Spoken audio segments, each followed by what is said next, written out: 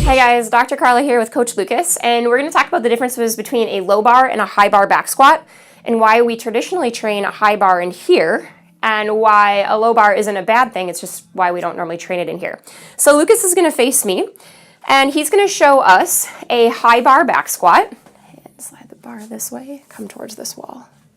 All right, so go ahead and show us a back squat, high bar back squat. This is what we traditionally do. So in this, we have a very vertical torso. We train a lot of the quads, the hamstrings, the glutes. The low back should have some of it, but because of his upright torso, come on up.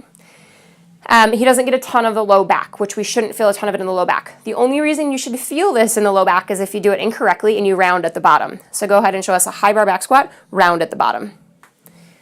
Okay, so if he rounds at the bottom, he's going to feel a lot of this in his low back. Let's go to that correct position. There we go. Come back up. Now the reason we train a lot of high bar, he's going to go to the bottom one more time.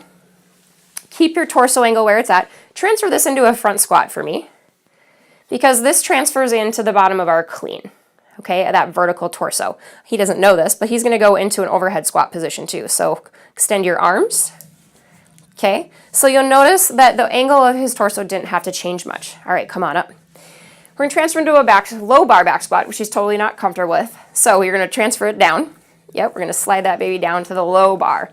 All right, so in this, the idea of this squat is he's really going to hinge forward.